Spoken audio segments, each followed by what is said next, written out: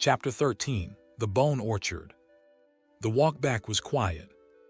Wendy, Cale, and Peter carried the weight of the battle in their bodies and in their silence. Hook hadn't died. That was the worst part. He bled, he gasped, but even broken, he smiled. And they all knew what that meant. He was still waiting for something. Still holding back. They returned to the hollow tree, but the lost boys were gone. Scattered, vanished. Only one message was left, carved into the bark of a fallen trunk. The bones are calling. Peter paled. We have to go. Hours later, the bone orchard. They approached at dusk, though Neverland's sky no longer obeyed logic. The horizon burned purple. Shadows moved where there were no figures, and the bones, they had multiplied. The once narrow path through femurs and ribs had grown into a city of graves. The trees here stood in silent witness, their bark split by roots shaped like ribs. The air smelled of iron and old magic. Peter led the way, a blade in one hand, his knuckles white. Wendy walked beside him, her locket tucked safely beneath her shirt. Cale took rear guard, eyes darting like a hunted thing. They passed memorials now, moss-covered headstones engraved not with names but moments. The boy who stopped laughing.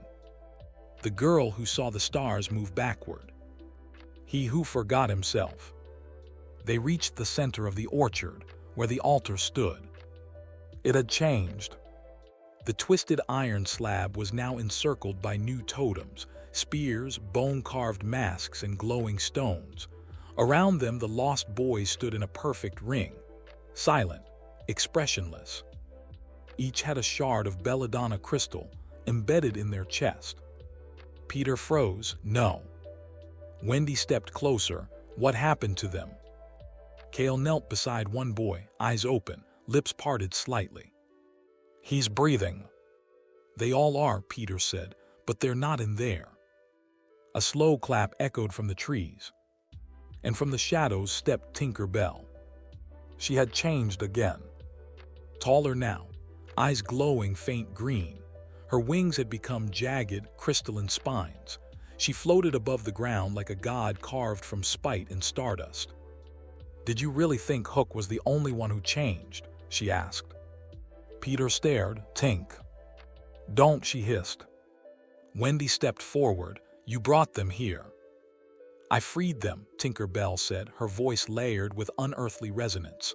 From the pain, from the waiting, from you. They're not free, Peter said. They're hollow. They're peaceful, she snapped. Wendy narrowed her eyes. You're working with him now.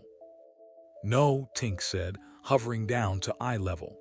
He was just the first to understand, the only one who saw what needed to happen. She gestured to the orchard. Neverland is sick, Wendy, sick with memory, with longing. Every child who stays gets twisted. Every adult who returns is devoured. This island needs a reset. Peter whispered, You're going to burn it. Tink nodded, and from its ashes build something better. Cale raised his sword. You'll kill them. They're already dead, she said. No, Wendy said firmly. They're not, and you know that. Tinker Bell's face twisted with rage.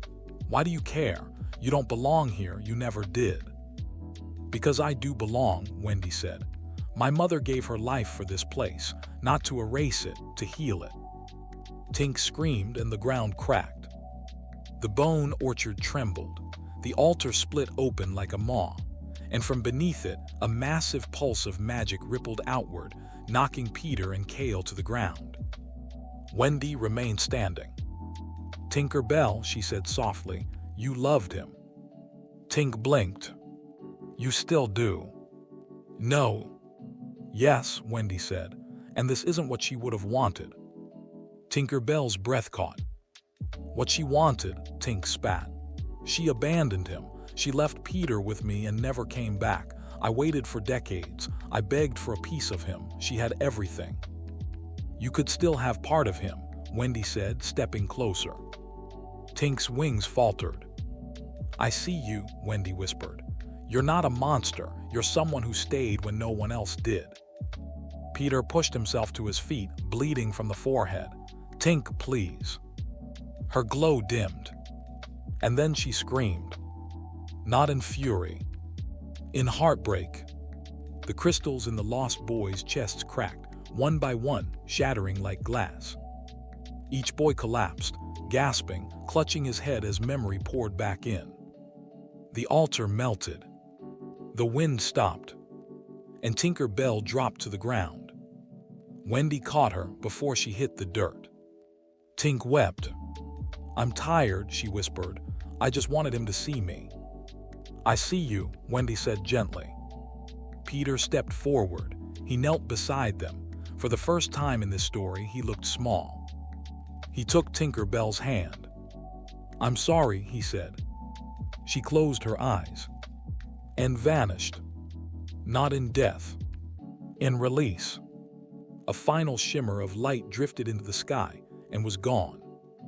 Later, they sat in silence among the broken stones. The lost boys began to stir, slowly blinking, some weeping, others empty. Peter leaned against the altar's ruin. I should have stopped this long ago. Wendy stared up at the stars. You couldn't, you weren't whole. Peter looked at her, and now. She looked back. Now we all are. But far to the north, above the boiling sea, Hook stood on the Skull Fortress's highest tower. His body healed, his eye burning. The girl, he said softly, she thinks the bones will save her. He smiled. The bones are just the beginning.